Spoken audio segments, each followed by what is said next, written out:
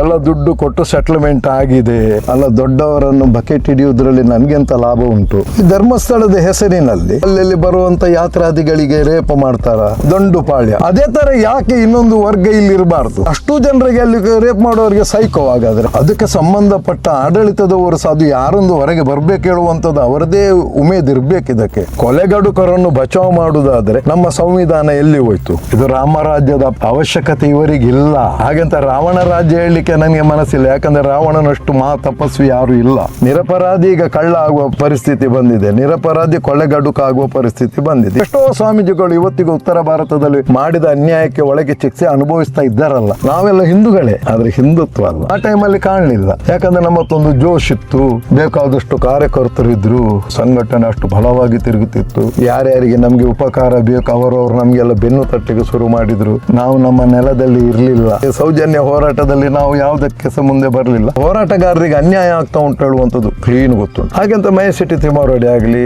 ಅದರಲ್ಲಿ ಹೋರಾಟ ಮಾಡುವವರಾಗ್ಲಿ ಎಲ್ಲ ನನ್ನ ಆತ್ಮೀಯರೇ. ನಾನು ಯಾರು ಗುಲಾಮಸ ಅಲ್ಲ. ಹೋರಾಟಕ್ಕೆ ಹೋಗಬೇಡ, ಹೋದ್ರೆ ಜಾಗ್ರತೆ, ಇನ್ನೊಬ್ಬ ಹೇಳಿದಾಗೆ ನಲಿಯುವಂತ ಕೆಟಗರಿಯವ ನಾನಲ್ಲ. ನಾನು ಯಾರ ಮಾತು ಕೇಳಬೇಕು? ಅವ್ರು ಹೋಗಿದ್ದಾರೆ, ಬೇಕಾದಷ್ಟು ತಪ್ಪು ಮಾಡಿದ್ದೇನೆ, ಬೇಕಾದಷ್ಟು ಅನುಭವಿಸಿದ್ದೇನೆ. ನಾನು ಎಂತ ಇನ್ನೊಬ್ಬನೇ ಅನ್ಯಾಯ ಮಾಡ್ತೇನೆ, ಅದು ನನಗೆ ಸಿಗ್ತದೆ ಹೇಳುವಂಥದ್ದು ಮಾತ್ರ ದೃಢ ವಿಶ್ವಾಸ ನನ್ನ ಹತ್ರ ಇರುವುದು. ಬೇಡಪ್ಪ, ಬ್ರಿಟಿಷ್ ರಾಜ್ಯ ಮನೆತನದವರಿಗೆ ಕೊಡಿ ಅಲ್ಲ, ಕರೆದೆಲ್ಲ ಕೊಡಿ, ಕೊಟ್ಟು ಬಿಡಿ, ನೀವೇ ನಡೆಸಿ ಹೇಳಿ. ಮಂಜುನಾಥನಿಗೆ ಮತ್ತು ಅಣ್ಣಪ್ಪ ಸ್ವಾಮಿಗೆ ನಂಬಬೇಕಾ ಜನರು? ಅಲ್ಲಿ ಸತ್ತವರ ನ್ಯಾಯ ಸಿಗಬೇಕು. ಇವರು ಮಾಡ್ತಾರೆ ಇಲ್ಲ ಹೇಳುವಂಥದ್ದು ಡೌಟ್ ಅಷ್ಟೇ. ದುಡ್ಡು ತಗೊಂಡು ಸುಮ್ಮನಾಗಿದ್ದಾರೆ. ದುಡ್ಡು ತಗೊಂಡು ಸುಮ್ಮನಾಗಿದ್ದಾರೆ. ಅದು ಸಹ ಬರ್ಕತ್ತಿಲ್ಲ, ಎಲ್ಲ ಉಳ ಬಿದ್ದು ಸಾಯ್ತಾರೆ. ಸಂಬಂಧಪಟ್ಟ ವ್ಯಕ್ತಿಗಳಿಂದಲೇ ಇದು ನಿಲ್ಲಿಸುವಂತ ಕಾರ್ಯಕ್ರಮ ಆಗ್ತಾ ಉಂಟು. ಎಷ್ಟೋ ಜನರಿಗೆ ಫೋನ್ ಹೋಗ್ಲಿಲ್ವ, ನೀನ್ ಮಾತಾಡಬಾರ್ದು? ನಿಮ್ಮನ್ನು ಕೂಡ ಸಂಪರ್ಕ ಮಾಡಿದ್ರ? ನಮ್ಮನ್ನು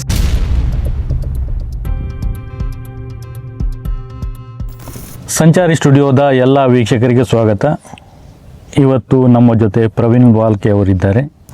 ಈಗ ಪ್ರಸ್ತುತ ಸೌಜನ್ಯ ಹೋರಾಟ ಮತ್ತು ಇತ್ತೀಚೆಗೆ ನಡೀತಿರುವಂಥ ಘಟನೆಗಳ ಬಗ್ಗೆ ಮಾತಾಡಲಿಕ್ಕೆ ಮತ್ತೊಮ್ಮೆ ನಮ್ಮ ಜೊತೆ ಬಂದಿದ್ದಾರೆ. ಕಾರ್ಯಕ್ರಮಕ್ಕೆ ಸ್ವಾಗತ.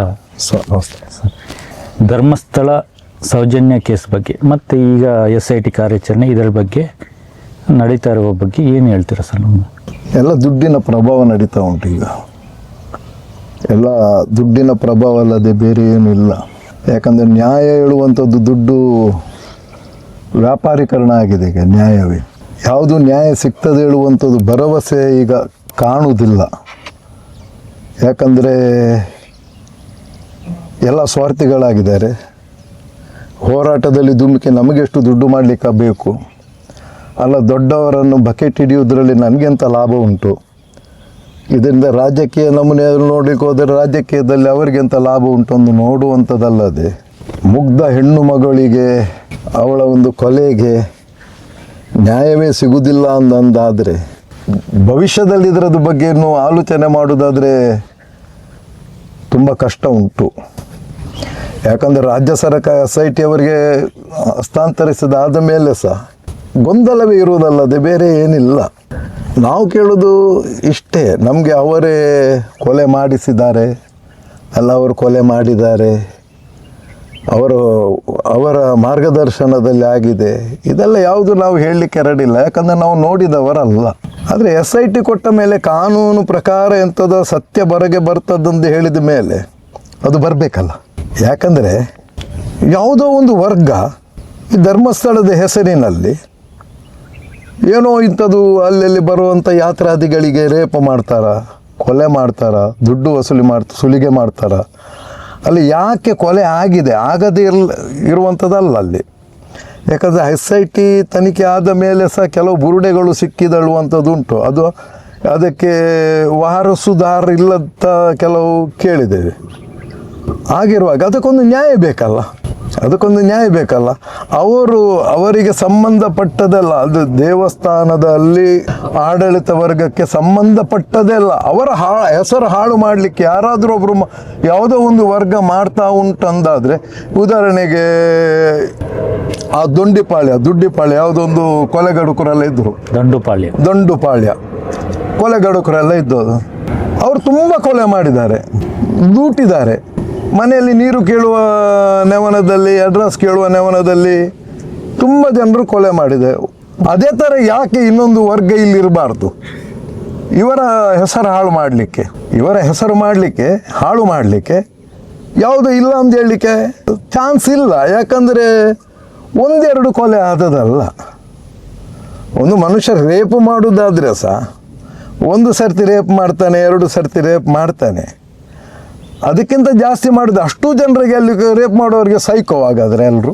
ಪ್ರತಿಯೊಂದು ರೇಪ್ ಮಾಡೋದು, ಪ್ರತಿಯೊಂದು ಕೊಲೆ ಮಾಡೋದು ಅಂಥದ್ರಲ್ಲಿ ಆ ಕ್ಷೇತ್ರದಲ್ಲಿ ಅಂಥವ್ರು ಇದ್ದಾರಂದಾದ ಮೇಲೆ ಅದಕ್ಕೆ ಸಂಬಂಧಪಟ್ಟ ಆಡಳಿತದವರು ಸಹ ಅದು ಯಾರೊಂದು ಹೊರಗೆ ಬರಬೇಕು ಹೇಳುವಂಥದ್ದು ಅವರದೇ ಉಮೇದು ಇರಬೇಕು ಇದಕ್ಕೆ. ಯಾಕಂದರೆ ಅವರ ಹೆಸರು ಹಾಳಾಗ್ತಾ ಉಂಟು ಇಲ್ಲಿ. ಯಾಕಂದರೆ ಭಾರಿ ದೊಡ್ಡ ಕ್ಷೇತ್ರ ಅದು, ಜಗದ್ವಿಖ್ಯಾತ ಕ್ಷೇತ್ರ. ಚಿಕ್ಕದು ಯಾರೋ ಒಂದು ಮನೆತನದವರು ದೇವರಲ್ಲ. ಯಾವುದೋ ಒಂದು ಮಠ ಸಂಪ್ರದಾಯದಲ್ಲಿ ಇತ್ತೀಚೆಗೆ ಆದ ಕೆಲವು ಮಠ ಉಂಟಲ್ಲ, ಆ ಸಂಪ್ರದಾಯದ್ದು ಸಹ ದೇವರಲ್ಲ. ಇದು ಇತಿಹಾಸ ಕಾಲದಿಂದ ಅದಕ್ಕೆ ಕತೆ ತುಂಬ ಕಟ್ಟುತ್ತಾರೆ. ಅಣ್ಣಪ್ಪ ಸ್ವಾಮಿ ತಂದದ್ದು ಹೇಳ್ತಾರೆ, ಇನ್ನೊಂದು ಕಡೆಯಲ್ಲಿ ಯಾರು ವಾದಿರಾಜರು ತಂದದಂದು ಹೇಳ್ತಾರೆ, ಇನ್ನೊಂದು ಸೈಡಲ್ಲಿ ಅದು ಯಾವುದು ನಾಥ ಸಂಪ್ರದಾಯಕ್ಕೆ ಸೇರಿದ ಹೇಳ್ತಾರೆ, ಇನ್ನೊಂದು ಕದ್ರಿ ಮೂಲಾದ ಕದ್ರಿ ಎಂದು ಹೇಳ್ತಾರೆ, ತುಂಬ ಹೇಳ್ತಾರೆ. ಆದರೆ ಸಹ ಒಂದು ಹೆಸರು ಉಂಟಲ್ಲ, ಅಷ್ಟೊಂದು ಕ್ಷೇತ್ರದಲ್ಲಿ ಅನ್ನದಾನ ಆಗ್ತದೆ, ಇಷ್ಟೊಂದು ಎಜುಕೇಷನ್ ಉಂಟು, ತುಂಬ ಜನರಿಗೆ ವೈದ್ಯಕೀಯವಾಗಿ ಎಲ್ಲ ಉಪಕಾರ ಇರುವಂಥ ಜಾಗೆಯಲ್ಲಿ ಅವರ ಹೆಸರು ಹಾಳಾಗ್ತದೆ ಹೇಳುವಾಗ ಅಲ್ಲಿ ಯಾವುದೋ ಒಂದು ಷಡ್ಯಂತರ ಆಗ್ತಾ ಉಂಟಂದಾದರೆ ಆ ಷಡ್ಯಂತರ ಯಾವುದೊಂದು ಹುಡುಕಿ ಕೊಡಬೇಕಾದ್ರೆ ಅವರದೇ ಮುಖವರ್ಜಿ ಇರಬೇಕಿತ್ತು ದೇವಸ್ಥಾನದ್ದು, ಆ ಆಡಳಿತದವ್ರದ್ದು. ಇಲ್ಲಿ ಅದರ ವಿರುದ್ಧ ಹೋದ ಕೂಡಲೇ ಆಡಳಿತದ ವಿರುದ್ಧ ಹೋದಾಗೆ ಆಗ್ತದೆ ಎಂದು ಹೇಳುವಂಥದ್ದೊಂದು ಮನಸ್ಥಿತಿ ಬಂದಿದೆ ಹೇಳಿದರೆ ಇದು ತುಂಬ ಬೇಸರದ ಸಂಗತಿ, ತುಂಬ ಬೇಸರದ ಸಂಗತಿ. ಯಾಕಂದರೆ ಇದಕ್ಕೆ ನ್ಯಾಯ ಬೇಕು. ಬೆಳಿಗ್ಗೆ ಎದ್ದ ಕೂಡಲೇ ಈಗ ಸ್ವಲ್ಪ ಕಮ್ಮಿ ಆಗಿದೆ, ಹೋರಾಟದ ಒಂಥರ ಇದ್ದಂಥ ಅದೊಂದು ಒಂದು ಕಿಚ್ಚು ಭಾರಿ ಕಮ್ಮಿ ಆಗಿದೆ. ಯಾಕಂದರೆ ಅದರಲ್ಲಿ ಯಾರು ಹೊರಗೆ ಹಿಂದೆ ಬಂದಿದ್ದಾರಲ್ಲ, ಹಿಂದೆ ಸರಿದಿದ್ದಾರ, ಯಾಕಂದರೆ ನಮಗೆ ಗೊತ್ತಾಗೋದಿಲ್ಲ. ನಮಗೆ ಏನಿದ್ರು ಮಾಧ್ಯಮದ ಮುಖಾಂತರ ಹಾಗೂ ಯೂಟ್ಯೂಬ್ ಇದರಲ್ಲಿ ನೋಡಿ ಕೇಳಬೇಕು ಹೊರತು ಆ ಖುದ್ದಾಗಿ ಇದರಲ್ಲಿ ನಾವು ಅದು ಅಷ್ಟೊಂದು ಇಲ್ಲದ ಕಾರಣ ಯಾಕೆ ಹೀಗಾಗಿದೆ, ಎಂಥದ್ದಾಗ್ತಾ ಉಂಟು ಹೇಳುವಂಥದ್ದು ಯಾವುದು ಗೊತ್ತಾಗೋದಿಲ್ಲ. ಆದರೆ ಒಂದು ಹೇಳ್ತಾರೆ, ಎಲ್ಲ ದುಡ್ಡು ಕೊಟ್ಟು ಸೆಟ್ಲ್ಮೆಂಟ್ ಆಗಿದೆ, ಎಲ್ಲ ಬಚಾವ್ ಮಾಡಲಿಕ್ಕೆ ನೋಡ್ತಾ ಇದ್ದಾರೆ. ಯಾರನ್ನು ಯಾರು ಬಚಾವ್ ಮಾಡೋದು? ಕೊಲೆಗಡುಕರನ್ನು ಬಚಾವ್ ಮಾಡೋದಾದರೆ ನಮ್ಮ ಸಂವಿಧಾನ ಎಲ್ಲಿ ಹೋಯ್ತು? ಒಂದು ಕೊಲೆಗಡುಕರನ್ನು ಬಚಾವ್ ಮಾಡ್ತಾರಂದಾದರೆ ನಮ್ಮ ಸಂವಿಧಾನಕ್ಕೆ ಯಾವುದೋ ಒಂದು ಅರ್ಥಪೂರ್ವಕವಾದ ಸಂವಿಧಾನ ಅಲ್ಲ ಅಂದಾಯ್ತಲ್ಲ. ನಮ್ಮ ಸಂವಿಧಾನದಲ್ಲಿ ಏನಿಲ್ಲ, ಒಂದು ಸಂವಿಧಾನದ ಮೇಲೆ ಒಂದು ಧೈರ್ಯ ಇಡ್ಬೋದು. ಯಾವುದಕ್ಕೆ ನಮಗೆ ಏನಿಲ್ಲದಿದ್ದರೆ ಇವತ್ತಿನ ದಿವಸಕ್ಕೆ ನೀವು ಬಂದಿರಿ, ಒಂದು ಮಾತಾಡುವ ಹಕ್ಕು ಹೇಳುವಂಥದ್ದುಂಟು. ಇದೆಲ್ಲ ಸಂವಿಧಾನ ಕೊಟ್ಟಿದೆ ಎಲ್ಲರಿಗೆ. ಬಾಬಾ ಸಾಹೇಬ್ ಅಂಬೇಡ್ಕರ್ ಅವರು ಹೀಗೆಲ್ಲ ಸಂವಿಧಾನ ಕೊಟ್ಟದ್ದು. ಆ ಸಂವಿಧಾನ ಪ್ರಕಾರವಿದು ನಮ್ದು ಈಗ ಆಗ್ತಾ ಇಲ್ಲದಿದ್ದರೆ ಇದು ಎಂಥ ರಾಜ್ಯ ಆಗ್ತಾ ಉಂಟು? ಇದು ರಾಮರಾಜ್ಯದ ಅವಶ್ಯಕತೆ ಇವರಿಗಿಲ್ಲ. ಹಾಗಂತ ರಾವಣ ರಾಜ್ಯ ಹೇಳಲಿಕ್ಕೆ ನನಗೆ ಮನಸ್ಸಿಲ್ಲ. ಯಾಕಂದರೆ ರಾವಣನಷ್ಟು ತಪಸ್ವಿ ಯಾರೂ ಇಲ್ಲ. ಅದಕ್ಕೆ ಅವನನ್ನು ಹೋಲಿಸಲಿಕ್ಕೆ ಸಹ ನನಗೆ ಇದರಲ್ಲಿ ಆಗೋದಿಲ್ಲ. ಯಾಕಂದರೆ ಅವನಷ್ಟು ದೊಡ್ಡ ಶಿಷ್ಟ, ಒಂದು ಸಾಧಕ, ಅವನಷ್ಟು ದೊಡ್ಡ ಒಂದು ತಾಂತ್ರಿಕ ಆದಂಥ ವ್ಯಕ್ತಿ ರಾವಣ. ತಪ್ಪಿಯಾದರೆ ಸಹ ಅವ ಸೀತೆಯ ಮೇಲೆ ಕೈ ಹಾಕಲಿಲ್ಲ. ಅವ ವ್ಯಭಿಚಾರಿ ಸಹ ಅಲ್ಲ. ಕಥೆಯಲ್ಲಿ ಅವನಿಗೆ ವ್ಯಭಿಚಾರ ಕೊಟ್ಟಿರ್ಬೋದು. ಅದು ರಾವಣನ ಸಿದ್ಧಾಂತ ಹೇಳುವಂಥದ್ದು ಅದು ಅರ್ಥ ಮಾಡಿಕೊಳ್ಳಲಿಕ್ಕೆ ನಮ್ಮಿಂದ ಸಹ ಯಾರಿಂದ ಆಗೋದಿಲ್ಲ. ಹೇಳಲಿಕ್ಕೆ ಹೇಳ್ಬೋದು, ರಾವಣನ ಥರ ಹೇಳಲಿಕ್ಕೆ ಸಹ ಆಗೋದಿಲ್ಲ. ಅದಕ್ಕಿಂತ ಅಲ್ಲ, ಬೇರೆಯೇ ಯಾವುದೋ ಒಂದು ಥರ ಹೇಳುವಂಥದ್ದು ಮನುಷ್ಯರಲ್ಲ ಇದೆಲ್ಲ. ಅದೇ ಬೇಸರ ಆಗೋದು. ಯಾಕಂದರೆ ಇದು ನ್ಯಾಯ ಬೇಕು. ಯಾಕಂದರೆ ಅದು ಹೆಣ್ಣು ಮಗಳು ಹಾಗೂ ಎಷ್ಟೋ ಬುರುಡೆಗಳ ರಾಶಿ ಬಂದಿದೆ. ಅದೆಲ್ಲ ನ್ಯಾಯ ಬೇಕು. ಆ ನ್ಯಾಯ ಸತ್ತದಕ್ಕೆ ನ್ಯಾಯ ಸಿಗದೆ ಇದ್ದರೆ ನಮ್ಮ ಇಲ್ಲಿದು ಗವರ್ಮೆಂಟ್ ಪೊಲೀಸ್ ಡಿಪಾರ್ಟ್ಮೆಂಟ್ ನಾಲಾಯ್ಕಂದು ಹೇಳ್ಬೋದು. ಯಾಕಂದರೆ ಸತ್ತವರದೊಂದು ನಿಮಗೆ ಇರುವುದೇ ಇದರಲ್ಲಿ ಯಾರ ಕೈಯಲ್ಲಿರೋದು?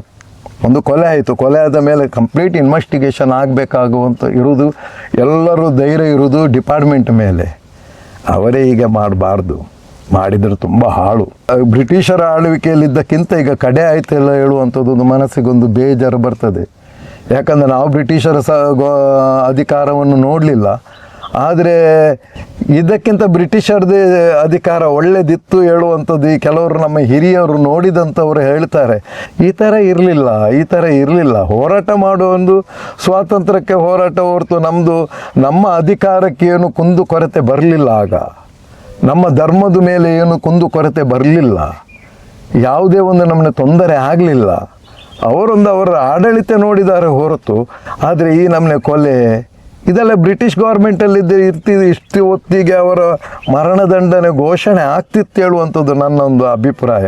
ಇದು ನಮ್ಮ ಸ್ವಾತಂತ್ರ್ಯ ಬೇಕೇಳಿ ಈ ಥರ ಇದಕ್ಕೋಸ್ಕರ ಸ್ವಾತಂತ್ರ್ಯವ ಅಲ್ಲ, ಹೆಣ್ಣು ಮಕ್ಕಳಿಗೆ ಅತ್ಯಾಚಾರ ಮಾಡಲಿಕ್ಕೆ ಸ್ವಾತಂತ್ರ್ಯವ ಅಲ್ಲ, ಕಳ್ಳ ಕಾಕರಿಗೆ ಸ್ವಾತಂತ್ರ್ಯವ ಅಲ್ಲ, 2 ನಂಬರ್ ದಂಧ ಮಾಡೋರಿಗೆ ಸ್ವಾತಂತ್ರ್ಯವ ಅಲ್ಲ, ಇದು ಎಲ್ಲ ಯಾಕೋಸ್ಕರ ಸ್ವಾತಂತ್ರ್ಯ ಹೇಳುವಂಥದ್ದು ಅರ್ಥ ಆಗುವುದಿಲ್ಲ. ಮನುಷ್ಯ ಎಲ್ಲ ಕಷ್ಟದಲ್ಲೇ ಬದುಕ್ತಾ ಇದ್ದಾನೆ. ಯಾರು ಇಲ್ಲಿ ಸ್ವಾತಂತ್ರ್ಯದ ಮೇಲೆ ಸುಖದಲ್ಲಿ ಬದುಕ್ತಾ ಇಲ್ಲ. ಇಲ್ಲಿ ಯಾವುದು ನ್ಯಾಯ ಸಿಗ್ತಾ ಇಲ್ಲ.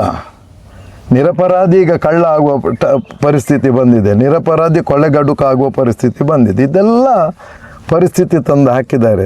ಇದಕ್ಕೆ ನ್ಯಾಯ ಬೇಕು. ಯಾರು ಕೇಸು ಕೊಡಲಿಕ್ಕೆ ಸಹ ಹೆದರ್ತಾರೆ. ಯಾಕೆ ಹೆದರ್ತಾರೆ? ಇಲ್ಲಿ ದುಡ್ಡಿದು ಬಿಡಿ, ನ್ಯಾಯ ಬೇಕು. ಹೌದಲ್ಲ, ನ್ಯಾಯಕ್ಕೆ ಯಾರೋ ದೊಡ್ಡ ಸ್ವಾಮಿ ಆಗಲಿ, ಎಷ್ಟು ದೊಡ್ಡ ದೇವಸ್ಥಾನ ಆಗಲಿ, ನಮ್ಮ ಸಂವಿಧಾನದಿದ್ರು ಇದು ಯಾವುದೂ ಅಲ್ಲ. ಎಷ್ಟು ದೊಡ್ಡ ದರ್ಗಾ ಆಗಲಿ, ಎಷ್ಟು ದೊಡ್ಡ ಮಸೀದಿ ಆಗಲಿ, ಅಲ್ಲ ಚರ್ಚ್ ಆಗಲಿ, ಅಲ್ಲ ಅದರ ಪಾದ್ರಿಗಳೇ ಆಗಲಿ, ಮುಲ್ಲಗಳಾಗಲಿ, ನಮ್ಮ ಸ್ವಾಮೀಜಿಗಳಾಗಲಿ, ಎಷ್ಟೋ ಸ್ವಾಮೀಜಿಗಳು ಇವತ್ತಿಗೂ ಉತ್ತರ ಭಾರತದಲ್ಲಿ ಮಾಡಿದ ಅನ್ಯಾಯಕ್ಕೆ ಒಳಗೆ ಶಿಕ್ಷೆ ಅನುಭವಿಸ್ತಾ ಇದ್ದಾರಲ್ಲ. ಯಾಕೆ ಇದು ಆಗೋದಿಲ್ಲ? ಇಲ್ಲಿ ಯಾರು ಅನ್ಯಾಯ ಮಾಡಿದ್ದಾರೆ ಅವರಿಗೆ ಶಿಕ್ಷೆ ಆಗಲೇಬೇಕು.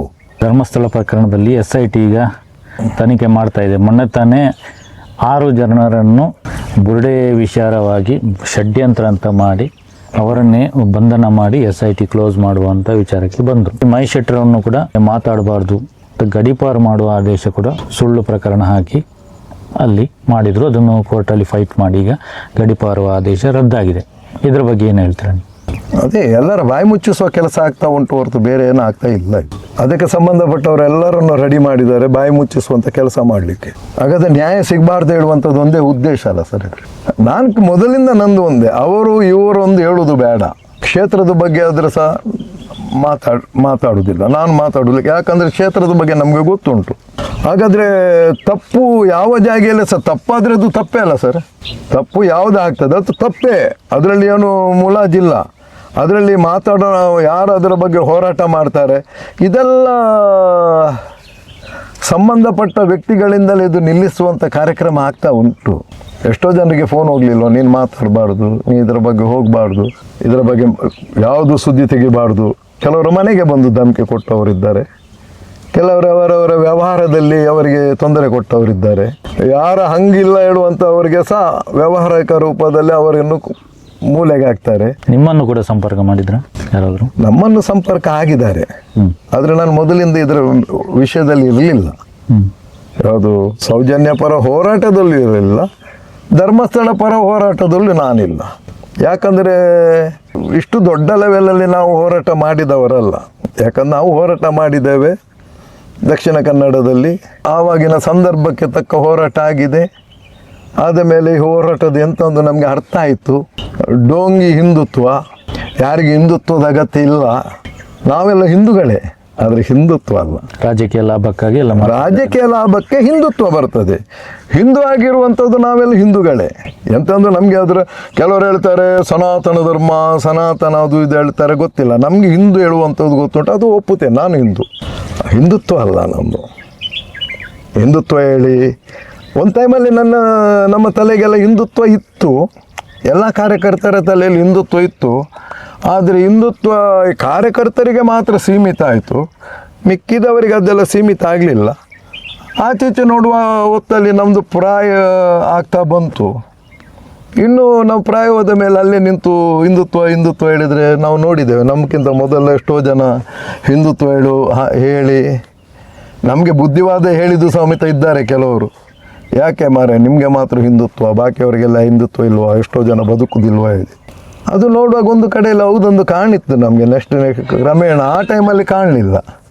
ಯಾಕಂದರೆ ನಮ್ಮತ್ತೊಂದು ಜೋಶ್ ಇತ್ತು, ಬೇಕಾದಷ್ಟು ಕಾರ್ಯಕರ್ತರಿದ್ದರು, ಬೇಕಾದಷ್ಟು ಬಾಕಿ ಸಂಘಟನೆ ಅವ್ರದ್ದೆಲ್ಲ ನಮಗೆ ಸಹಕಾರ ಇತ್ತು. ಸಂಘಟನೆ ಅಷ್ಟು ಬಲವಾಗಿ ತಿರುಗುತ್ತಿತ್ತು. ಯಾರ್ಯಾರಿಗೆ ನಮಗೆ ಉಪಕಾರ ಬೇಕು ಅವರವರು ನಮಗೆಲ್ಲ ಬೆನ್ನು ತಟ್ಟಿಗೆ ಶುರು ಮಾಡಿದರು. ನಾವು ನಮ್ಮ ನೆಲದಲ್ಲಿ ಇರಲಿಲ್ಲ, ನಾವು ಸಹ ನೆಲ ತಪ್ಪಿದೆವು ಸ್ವಲ್ಪ. ಇದೆಲ್ಲ ನೋಡುವಾಗ ಈಗ ನೆಲದಲ್ಲಿ ತಪ್ಪಿದ ನೆಲ ಈಗ ನೆಲ ಇಡುವ ಒಂದು ನೋಡುವ ಪರಿಸ್ಥಿತಿ ಬಂದಿದೆ. ಈಗ ಎಲ್ಲಿ ಸರಿ ಕಟ್ಟು ಕಾಲು ನೆಲಕ್ಕೆ ತಾಗ್ತಾ ಇಲ್ಲ, ಇದೆಲ್ಲ ಪರಿಸ್ಥಿತಿ ಆಗಿದೆ. ಈಗ ಅದಕ್ಕೆ ಈ ಸಂಘಟನೆಯೂ ಬೇಡ, ಸಂಘಟನೆ ಹೋರಾಟವೂ ಬೇಡ. ಮತ್ತು ಅದಕ್ಕೋಸ್ಕರ ನಾವು ಧರ್ಮಸ್ಥಳ ಇದಕ್ಕೆ ಸೌಜನ್ಯ ಹೋರಾಟದಲ್ಲಿ ನಾವು ಯಾವುದಕ್ಕೆ ಸಹ ಮುಂದೆ ಬರಲಿಲ್ಲ. ಹಾಗೆಂತ ಮಹೇಶ್ ತಿಮ್ಮಾರೆಡ್ಡಿ ಆಗಲಿ, ಅದರಲ್ಲಿ ಹೋರಾಟ ಮಾಡುವವರಾಗಲಿ ಎಲ್ಲ ನನ್ನ ಆತ್ಮೀಯರೇ. ಯಾರು ಅಲ್ಲ ಹೇಳಲಿಕ್ಕಾಗೋದಿಲ್ಲ. ಕರೀತಾರೆ, ಯಾಕೆ ಬರೋದಿಲ್ಲ ಹೇಳಿ. ಆದರೆ ಕೆಲವರಿಗೆ ಗೊತ್ತುಂಟು ನಾನು ಬರದಿದ್ದರೆ ಸಹ ತೊಂದರೆ ಇಲ್ಲ, ಯಾಕಂದರೆ ಹೋರಾಟ ಆಗ್ತಾ ಉಂಟಲ್ಲ, ನಮ್ಮಿಂದೇನು ಹೋರಾಟ ಆಗುವಂಥದ್ದಲ್ಲ. ಆದರೆ ಸಹ ನಮ್ಮ ಮನಸ್ಥಿತಿ ಅಂತ ಉಂಟು ಅವರಿಗೆ ಅರ್ಥ ಆಗಿದೆ, ಮತ್ತು ಪರಿಸ್ಥಿತಿ ಸಹ ಅರ್ಥ ಆಗಿದೆ ಅವರಿಗೆ. ಮನಸ್ಥಿತಿ ಮಾತ್ರ ಅಲ್ಲ, ಪರಿಸ್ಥಿತಿ ಸಹ ಅರ್ಥ ಆಗಿದೆ. ಹೇಳುವಾಗ ಅಷ್ಟೇ ಹೇಳಿದ್ದ, ನಾನು ಅಷ್ಟೊಂದು ಸೌಜನ್ಯನ ಪರ ಹೋರಾಟದಲ್ಲಿ ಅದರದ್ದು ಒಳಗಿದು ಮರ್ಮ ಎಂತಂದು ನನಗೆ ಇದುವರೆಗೆ ಗೊತ್ತಿಲ್ಲ, ಒಳಗಿದು ಮರ್ಮ. ಅದಕ್ಕೋಸ್ಕರ ನಾವು ಒಟ್ಟಾರೆ ಮಾತಾಡಿ ಅವ್ರ ಹತ್ರ ಆಗಲಿ ಇವ್ರ ಹತ್ರ ಹಾಳಾಗಬೇಕು. ಯಾಕೆ ಕೊಲೆಗಡುಕ ಯಾರೊಂದು ಗೊತ್ತಾದ ಮೇಲೆ ಹಾಳಾದರೆ ಸಹ ಏನು ತೊಂದರೆ ಇಲ್ಲ. ಯಾರೇ ಕೊಲೆಗಡುಕಾದರೆ ಯಾರೋ ಒಂದೇ ಅಲ್ಲ, ನ್ಯಾಯ ಎಲ್ಲರಿಗೆ ಸಹ. ಹಾಗೆ ಹೇಳುವಾಗ ಸುಮ್ಮನೆ ಕೂತ್ಕೊಳ್ಳೋದು ಒಳ್ಳೆಯದೊಂದು ಕಾರಣಿತ್ತು. ನಮ್ಮ ಒಟ್ಟಿಗಿದ್ದವರೆಲ್ಲ ಸಾಧಾರಣ ಎಲ್ಲ ಹುಡುಗರು ಒಟ್ಟಿಗೆ ಸುಮ್ಮನೆ ಇದ್ದೇವೆ ಹೊರತು ಹೋರಾಟಕ್ಕೆ ಧುಮುಕ್ಲಿಲ್ಲ ಯಾರು. ಅದರ ಹೋರಾಟದ ಬಗ್ಗೆ ಅನ್ಯಾಯ ಆಗ್ತಾ ಉಂಟು, ಹೋರಾಟಗಾರರಿಗೆ ಅನ್ಯಾಯ ಆಗ್ತಾ ಉಂಟು ಹೇಳುವಂಥದ್ದು ಕ್ಲೀನ್ ಗೊತ್ತುಂಟು. ಅದು ಸಹಜ, ಯಾಕಂದರೆ ದುಡ್ಡಿನ ತಾಕತ್ತುಂಟು, ಎಲ್ಲ ಉಂಟು. ಯಾರೂ ಅಲ್ಲದಿದ್ದರೆ ಅದಕ್ಕೊಂದು ನ್ಯಾಯ ಸಿಗಲಿ ಹೇಳುವಂಥದ್ದು ಯಾರಿಗೂ ಮನೋಭಾವನೆ ಇಲ್ಲ, ಹೋರಾಟಗಾರರಿಗೆಂದು ಬಿಟ್ಟರೆ. ಇದೆಲ್ಲ ನೋಡುವಾಗ ಸ್ವಲ್ಪ ಬೇಸರ ಆಗ್ತದೆ. ಹೋರಾಟಕ್ಕೆ ಬರಬಾರ್ದು ಅಂತ ಒತ್ತಡ ಇತ್ತ ಅಲ್ಲ, ಇನ್ನು ಸಾಕು ಅಂತನ? ನಾನು ಯಾರ ಗುಲಾಮ ಅಲ್ಲ, ನಾನು ಯಾರ ಗುಲಾಮ ಸಹ ಅಲ್ಲ. ಹೋರಾಟಕ್ಕೆ ಹೋಗಬೇಡ, ನೀನು ಹೋರಾಟದ ಹೋದ್ರೆ ಜಾಗ್ರತೆ ಇಲ್ಲ. ನಾನು ಇನ್ನೊಬ್ಬನ ಹತ್ರ ಕೇಳಿ ಹೋರಾಟಕ್ಕೆ ಬರಲಿಕ್ಕೆ ಇನ್ನೊಬ್ಬ ಯಾರೂ ಇಲ್ಲ ನನಗೆ. ನಾನು ಇನ್ನೊಬ್ಬನ ಹತ್ರ ಕೇಳಬೇಕು ಹೇಳಿದರೆ ನನಗೆ ಗಾಡ್ ಫಾದರ್ ಇದ್ದಾರೆ, ಅವರಿದ್ದಾರೆ, ಯಾರೂ ಇಲ್ಲ. ನನ್ನದು ಎಂಥ ನಿರ್ಧಾರ ಉಂಟು ಅದು ನನ್ನ ಕೈಯಲ್ಲಿ ಇರುವುದಲ್ಲದೆ ನನ್ನ ನಿರ್ಧಾರ ಇನ್ನೊಬ್ಬನ ಕೈಗೆ ಕೊಟ್ಟು ಇನ್ನೊಬ್ಬ ಹೇಳಿದಾಗೆ ನಲಿಯುವಂಥ ಅಂಥ ಕೆಟಗರಿಯವ ನಾನಲ್ಲ. ನನಗಂತ ಜಾಯಮಾನವೇ ಇಲ್ಲ. ನಾನು ಇನ್ನೊಬ್ಬನ ನನ್ನ ಮಾತು ಸರಿ ಉಂಟಾ ನನಗೆ? ನಾನು ಸರಿಯಾಗಿ ನಡಿತೇನಾ? ನಾನೆಂತಂದು ಅದರ ಬಗ್ಗೆ ಹೋರಾಟ ಮಾಡ್ಬೋದು. ಅದು ಎಷ್ಟೇ ದೊಡ್ಡ ಜನ ಆಗಲಿ ನನಗೆ ಜನ ಅಲ್ಲ. ಯಾಕಂದ್ರೆ ಇವತ್ತಲ್ಲ ನಾಳೆ ಸಾಯುವವರೇ.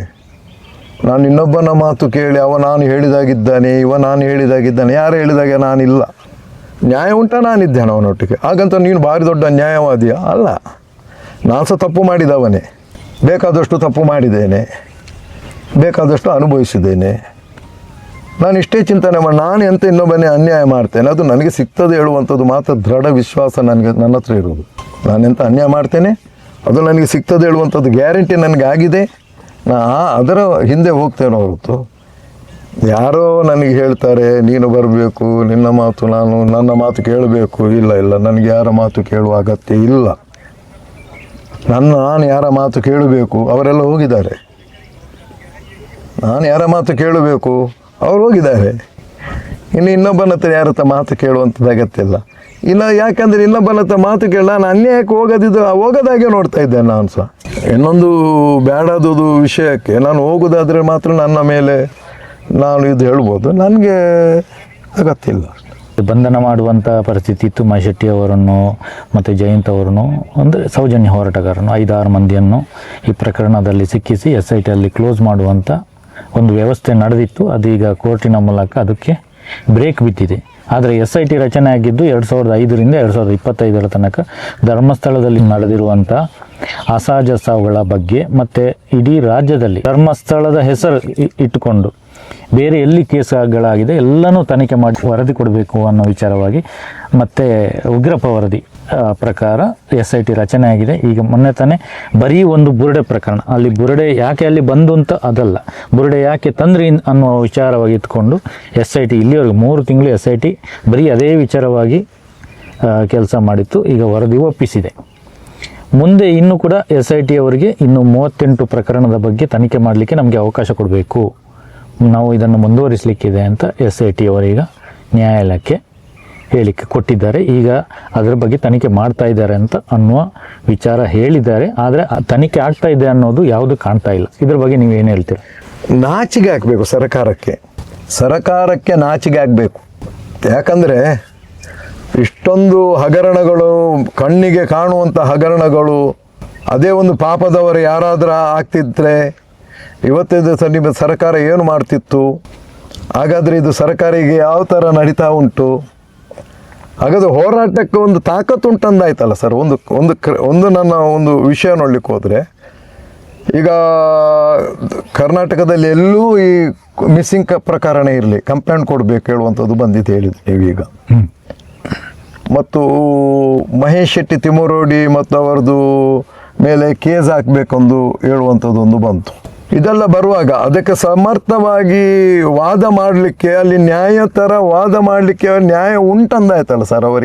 ಅವರ ಮೇಲೆ ಏನು ಕೇಸ್ ಹಾಕಬಾರ್ದು, ಸುಳ್ಳು ಕೇಸ್ ಆಗಿದೆ, ಸುಳ್ಳು ಕೇಸ್ ಅದು ಮಾಡಬಾರ್ದು, ಗಡೀಪಾರು ಮಾಡಬಾರ್ದು. ನ್ಯಾಯ ಅದರಲ್ಲಿ ಒಂದು ನ್ಯಾಯ ಉಂಟಂದಾಯ್ತಲ್ಲ ಸರ್. ನ್ಯಾಯ ಹಾಗಾದರೆ ಉಂಟು, 100% ಉಂಟಲ್ಲ. ಯಾಕೆ ಇದಕ್ಕೆ ನ್ಯಾಯ ಸಿಗುವುದಿಲ್ಲ? ಹಾಗಾದರೆ ತನಿಖೆ ಮಾಡ್ಬೋದು ಅಂತ ಹೇಳ್ತೀರಾ? ಅಲ್ಲ, ಇಲ್ಲಿಗೆ ಆಗಲೇಬೇಕಲ್ಲ ತನಿಖೆ ಆಗಬೇಕು. ಆಗದಿದ್ದರೆ ಸಂವಿಧಾನವನ್ನು ನೀವು ಬಿಡಿ, ಏನು ಬೇಕಾದರೂ ಮಾಡಿ ಸಂವಿಧಾನವನ್ನು. ಹಾಗಾದರೆ ಕರ್ನಾಟಕದ ಲೆವೆಲಲ್ಲಿ ನಿಮಗೆ ಸಂವಿಧಾನ ಇಲ್ಲ ಅಂದಾಯ್ತಲ್ಲ. ಹಾಗಾದರೆ ನಿಮ್ದು ಎಂತ ಬೇರೆನೇ ಒಂದು ಏನಾದರೂ ರಾಜ್ಯ ನಡೀತಾ ಉಂಟಾ ಇಲ್ಲಿ? ಹಾಗಾದರೆ ಬೇಡಪ್ಪ, ಬ್ರಿಟಿಷ್ ರಾಜ್ಯ ಮನೆತನದವರಿಗೆ ಕೊಡಿ, ಅಲ್ಲ ಕರೆದೆಲ್ಲ ಕೊಡಿ. ಈಗ ಸಹ ಕೆಲವು ಹಳೆ ಮನೆ ಉಂಟು ರಾಜರದು, ಅವರಿಗೆ ಕೊಟ್ಟು ಬಿಡಿ, ನೀವೇ ನಡೆಸಿ ಹೇಳಿ. ಈಗದು ನಮ್ಮನೆ ನೋಡುವಾಗ ಹಾಗೆ ಆಗ್ತದೆ ಅಂದರೆ ಅವರಿಗೆ ಕೊಟ್ಟು ಬಿಡಿ ಅಲ್ಲ, ರಾಜ್ಯರ ನಮಗೆ ಆಳ್ವಿಕೆ ಮಾಡಲಿ ಅಲ್ಲ. ಜನರು ಇಷ್ಟು 1000 ಗಟ್ಟಲೆ ಜನರು ಸ್ವತಂತ್ರ ಬೇಕು ಹೇಳುವಂಥದ್ದು ಹೋರಾಟ ಮಾಡಿ ಎಷ್ಟೋ ಬಲಿದಾನ ಆಗಿದೆ ಸರ್. ಇಲ್ಲಿ ನಮ್ಮ ದೇಶಕ್ಕೊಂದು ಸ್ವಾತಂತ್ರ್ಯ ಬೇಕು, ನಮಗೆ ರಾಜ್ಯರ ಆಳ್ವಿಕೆ ಬೇಡ, ಸಾಕಾಗಿದೆ. ರಾಜ್ಯರ ಆಡಳಿತ ನಾವು ಇದ್ದವರ ಹತ್ರ ಹೋಗಿ ಕೈ ಚಾಚಿ ಗುಲಾಮಗಿರಿಯಾಗಿ ನಾವು ಬದುಕುವಂಥ ಸಾಕಾಗಿದೆ, ಗುಲಾಮಗಿರಿ ಬೇಡ ಹೇಳುವಂಥದ್ದು ಈ ನಮ್ಮನ್ನ ಹೋರಾಟ ಮಾಡಿದಂಥ ಆ ಹುತಾತ್ಮರಿಗಾದ್ರೆ ಒಂದು ಮನಸ್ಸಿಗೆ ಸಮಾಧಾನ ಬೇಡ ಸರ್. ಹುತಾತ್ಮರು ಇದ್ದಾರಲ್ಲ, ಅದು ಸತ್ತವರು ಎಷ್ಟೋ ಜನ ಇದ್ದಾರೆ, ಸ್ವಾತಂತ್ರ್ಯಕ್ಕೋಸ್ಕರ ಸತ್ತವರು ಎಷ್ಟೋ ಜನ ಇದ್ದಾರೆ. ಹಾಗಾದರೆ ಮತ್ತು ಸಂವಿಧಾನಕ್ಕೆ ಒಂದು ಅರ್ಥ ಇಲ್ಲ ಹೇಳುವಂಥದ್ದು ನಮೂನೆ ಆಗ್ತದೆ. ನನಗೆ ಸಂವಿಧಾನದ ಬಗ್ಗೆ ಜಾಸ್ತಿ ಬಾಕಿ ಕೆಲವು ವಿಷಯ ಮಾತಾಡ್ಲಿಕ್ಕೆ ಹೋದರೆ ಪುನಃ ನಾನು ಅದರಲ್ಲಿ ಗೊಂದಲಕ್ಕೆ ಸೇರಿಕೊಳ್ಬೇಕಾಗ್ತದೆ. ನನಗೆ ಯಾಕೆ ಬೇಕು ಹೇಳುವಂಥದ್ದು ಬರ್ತದೆ.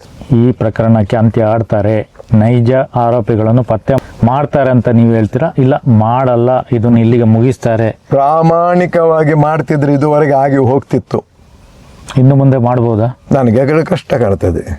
ಆದರೆ ಅಲ್ಲಿ ಅಣ್ಣಪ್ಪ ಸ್ವಾಮಿ ಮತ್ತು ಮಂಜುನಾಥ ಸ್ವಾಮಿ ಇದ್ದಾರೊಂದು ನೆನೆಸ್ಬೋದು, ಸತ್ಯ ಇದ್ದರೆ. ಇದು ಎಷ್ಟೇ ಇರುವುದು, ಮಂಜುನಾಥನಿಗೆ ಮತ್ತು ಅಣ್ಣಪ್ಪ ಸ್ವಾಮಿಗೆ ನಂಬಬೇಕಾ ಜನರು? ಅಲ್ಲಿ ಸತ್ತವರ ನ್ಯಾಯ ಸಿಗಬೇಕು.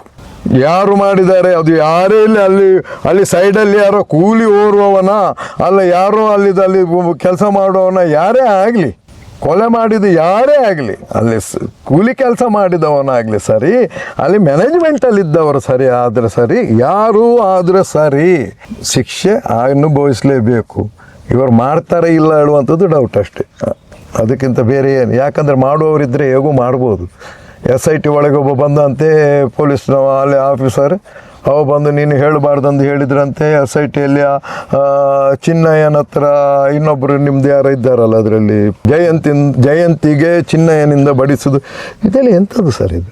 ಎಲ್ಲಿ ನೀವು ಧೈರ್ಯದಲ್ಲಿ ಎಲ್ಲಿ ಹೋಗಿ ಹೇಳಲಿಕ್ಕೆ ಆಗ್ತದೆ? ಹೊಲವೇ ಎದ್ದು ಬೇಲಿ ಎದ್ದು ಹೊಲ ನುಂಗಿದಾಗೆ ಆಯ್ತಲ್ಲ ಸರ್.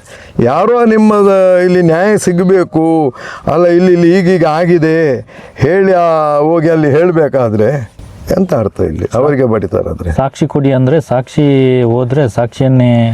ಇದರ ಬಗ್ಗೆ ಜಾಸ್ತಿ ನನಗೆ ಗೊತ್ತಿಲ್ಲ. ನೀವು ಕೇಳಿದ್ದಕ್ಕೆ ಅಲ್ಲ, ನಾನು ಓದಿದ್ದಕ್ಕೆ, ನಾನು ನೋಡಿದ್ದಕ್ಕೆ ಅದರ ಬಗ್ಗೆ ನಾನು ಹೇಳ್ಬೋದು. ಯಾಕಂದರೆ ನಾನು ಸಂಘಟನೆಯಲ್ಲಿ ಹೋರಾಟ ಮಾಡಿದವ. ಈ ಎಲ್ಲ ಜಾಸ್ತಿ ನಾನು ಅನುಭವಕ್ಕೆ ನನಗೆ, ಯಾಕಂದರೆ ಎರಡನೇದು ಅಂತಂದರೆ ಅವ್ರದ್ದು ಹಾಕುವಂಥ ಸೆಕ್ಷನ್ ಯಾವುದು ಅದರಲ್ಲಿ ಅಂತಾಗಿದೆ, ಎಲ್ಲಿ ಸಬ್ಮಿಟ್ ಮಾಡಿದ್ದಾರೆ ಎಂಥದ್ದು ಹೇಳುವಂಥದ್ದು ನಾನು ಅಷ್ಟು ಕಲ್ತವ ಅಲ್ಲ. ನೀವು ಅದರ ಬಗ್ಗೆ ಅಂತ ಹೇಳಿದರೆ ಸಹ ನನಗೆ ಸಹ ಕೆಲವೊಂದು ಅರ್ಥ ಆಗೋದಿಲ್ಲ, ಕೆಲವೊಂದು ಅರ್ಥ ಆಗ್ಬೋದು ಹೇಳ್ಬೋದು. ಆಗಿರುವಾಗ ನಾನು ಅದರ ಕಾನೂನು ಬಗ್ಗೆ ಅಲ್ಲ, ಅಂತೂ ಕೊಲೆ ಮಾಡಿದ್ದಾರೆ ಹೌದು, ಕೊಲೆಗೆ ಶಿಕ್ಷೆ ಆಗಬೇಕು ಹೇಳುವಂಥದ್ದು ಹೌದು, ಇದು ನನ್ನ ಮನಸ್ಸಲ್ಲಿರುವಂಥದ್ದು. ಕೊಲೆ ಯಾರೇ ಮಾಡಲಿ ಕೊಲೆ ಯಾರೇ ಮಾಡಲಿ, ರಾಜ್ಯನೇ ಮಾಡಲಿ, ಸೈನಿಕನೇ ಮಾಡಲಿ, ಅಲ್ಲಿರುವಂಥ ಕೆಲಸದವನೇ ಮಾಡಲಿ, ಯಾರಾದರೂ ಅವನಿಗೆ ಶಿಕ್ಷೆ ಆಗಲೇಬೇಕು. ಇದು ನ್ಯಾಯದಕ್ಕೋಸ್ಕರ ಮಾತಾಡೋದು, ಯಾರ ವಿರುದ್ಧ ಹೋರಾಟ ಮಾತಾಡೋದಲ್ಲ. ನ್ಯಾಯ ಇರಬೇಕು. ಯಾಕಂದರೆ ಇವತ್ತಿನ ದಿವಸಕ್ಕೆ ದುಡ್ಡಿನ ಮುಖಾಂತರ ನೀವು ಇಷ್ಟು ದೊಡ್ಡ ಒಂದು ಕೊಲೆ, ಇಷ್ಟು ದೊಡ್ಡ ಬುರುಡೆ ಪ್ರಕರಣ ಮುಚ್ಚಿ ಹಾಕ್ತಾರಂದರೆ ಭವಿಷ್ಯದಲ್ಲಿ ಇದರಷ್ಟು ನಾಚಿಕೆ ಕೇಡು ಇನ್ನೊಂದು ಯಾವುದೂ ಇಲ್ಲ. ಮುಂದಿನ ಪೀಳಿಗೆ ನಮ್ಮ ಈಗದ ಆಫೀಸರ್ನವರ ಫೋಟೋ ನೋಡಿ ಉಗಿಯುವ ವ್ಯಾಪಾರ. ಇಂಥವ್ರು ಮುಕ್ಕಿ ತಿಂದರು, ಇಂಥವ್ರು ಇಂತಿಂಥ ಕೊಲೆಯಲ್ಲಿ ದುಡ್ಡು ತಗೊಂಡು ಸತ್ತರು, ಇವನ ಮಕ್ಕಳು ಮರಿಮಕ್ಕಳು ಎಂತಾಗಿದ್ದಾರೋ ನೋಡು. ಇದರಲ್ಲಿ ದುಡ್ಡು ತಿಂದವೆಲ್ಲ ಬರ್ಕತ್ತಾಗೋದಿಲ್ಲ ಸರ್, ಯಾರೇ ಆಗಲಿ. ನಾನು ಹೇಳುತ್ತು, ದುಡ್ಡು ತಿಂದುದು ಇದನ್ನು ನಾಶ ಮಾಡಲಿಕ್ಕೆ ನೋಡಿದವ ಯಾರೇ ಆಗಲಿ ಬರ್ಕತ್ತಾಗೋದಿಲ್ಲ. ಇದರಲ್ಲಿ ದುಡ್ಡು ತಿಂದು ಹೋರಾಟ ಮಾಡಿದವರಾಗಲಿ ಸರಿ, ಧರ್ಮಸ್ಥಳದ ವಿರುದ್ಧ ದುಡ್ಡು ತಿಂದು ಹೋರಾಟ ಮಾಡಿದ್ರು ಅವ್ರು ಸಹ ಬರ್ಕತ್ತಾಗೋದಿಲ್ಲ ಇದರಲ್ಲಿ. ಕೆಲವರು ಹೇಳ್ತಾರೆ ಅವ್ರು ದುಡ್ಡು ತಿಂದರು, ಇವ್ರು ದುಡ್ಡು ತಿಂದರು, ದುಡ್ಡಿಗೆ ಹೋರಾಟ ಹೇಳಿ, ಅವ್ರು ಸಹ ಬರ್ಕತ್ತಾಗೋದಿಲ್ಲ. ದುಡ್ಡು ತಗೊಂಡು ಸುಮ್ಮನಾಗಿದ್ದಾರೆ. ದುಡ್ಡು ತಗೊಂಡು ಸುಮ್ಮನಾಗಿರ ಅದು ಸಹ ಬರ್ಕತ್ತಿಲ್ಲ. ಅವರಿಗೆ ಸಹ ಮನೆಯಲ್ಲಿ ಎಲ್ಲ ಹುಳ ಬಿದ್ದು ಸಾಯ್ತಾರೆ. ಎಲ್ಲ ಹೋರಾಟಗಾರರಾಗಲಿ ಸರಿ, ಅಲ್ಲಿ ಇವರ ಅಪರಾಧ ಸರಿ, ಇದರಲ್ಲಿ ದುಡ್ಡು ತಿಂದು ಇವರು ಸೈಲೆಂಟ್ ಆಗ್ತಾರೆ. ಆದರೆ ಇದರಲ್ಲಿ ಇವರ ಮನೆ ಸುಖ ಬರಲಿಕ್ಕಿಲ್ಲ. ಯಾಕಂದರೆ ಅದು ಸತ್ತ ಮಗು, ಅದು ಹೆಣ್ಣು ಮಗು ಉಂಟಲ್ಲ ಅಂತ ಎಷ್ಟೋ ಹೆಣ್ಣು ಮಕ್ಕಳು ಸತ್ತಿದ್ದಾರೆ ಅಲ್ಲಿ. ನನಗೆ ಬಂದ ವರದಿ ಪ್ರಕಾರ ನಾನು ಹೇಳುವುದಾದರೆ ಎಷ್ಟೋ ಹೆಣ್ಣು ಮಕ್ಕಳು ಸತ್ತಿದ್ದಾರೆ. ಹಾಗಾದರೆ ಆ ಬರಸಿಟ್ಟಿದ್ದಾನಲ್ಲ ಸರ್, ಯಾರು ಸುರತ್ಕಲ್ಲಿದು, ಈ ವ್ಯಕ್ತಿಗೆ ನಾನು ನೋಡಲೇ ಇಲ್ಲ. ವಾಲ್ಕೆ ದನದ ಹಣ ತಿಂದ, ವಾಲ್ಕೆ ಅಲ್ಲಿ ಅವರನ್ನು ಲೂಟ್ತಾನೆ, ವಾಲ್ಕೆ ನನಗೆ ಲೂಟಿದಾದರೆ ನಾನು ಇಲ್ಲಿ ಈ ಪರಿಸ್ಥಿತಿ ಬೇಕಾ ನನಗೆ? ಅಂದರೆ ಪರಿಸ್ಥಿತಿ ಹಾಳಾಗಲಿಲ್ಲ. ಅವನ ಕಾಲು ಈಗ ಸಹ ಸರಿ ಇಲ್ಲ. ಆ ಟೈಮಲ್ಲಿ ಕಾಲಿಗೆ ಫ್ರ್ಯಾಕ್ಚರ್ ಆದದ್ದು ಉಂಟಲ್ಲ ಸರ್, ಆಸ್ಪತ್ರೆಯಲ್ಲಿದ್ದ ಹುಡುಗನನ್ನು ಹೋರಾಟಕ್ಕೆ ಕಳಿಸಿದ್ದು ಇವರು. ಇದೇ ಒಂದು ಮುಸ್ಲಿಂ ಸಂಘಟನೆಯಲ್ಲಿ ಹೋರಾಟ ಮಾಡ್ತಿದ್ರು, ಇವತ್ತಿದ್ದನ್ನು ಅವರು ಬೆಂಜಲ್ಲಿ ತಿರುಗುತ್ತಾರೆ. ಇವರಿಗೆ ಸಮಾಜ ಉದ್ಧಾರ ಆಗ್ಲಿಕ್ಕೋಸ್ಕರ ಯಾವ ಸಂಘಟನೆ ಉಳಿಸಿಲ್ಲ ಈಗ ಅಂತ. ನಾನಲ್ಲ, ನಾನು ಸಮಾಜ ಉದ್ಧಾರ ಮಾಡಲಿಕ್ಕೆ ನನ್ನಿಂದ ಆಗೋದಿಲ್ಲ. ಯಾಕಂದರೆ ನನ್ನ ಮನೆ ಉದ್ಧಾರ ಮಾಡಲಿಕ್ಕೆ ನಾನು ನೋಡ್ತೇನೆ ಹೊರತು ಸಮಾಜ ಉದ್ಧಾರಕ್ಕೆ ನನಗೇನು ಅಗತ್ಯ ಇಲ್ಲ.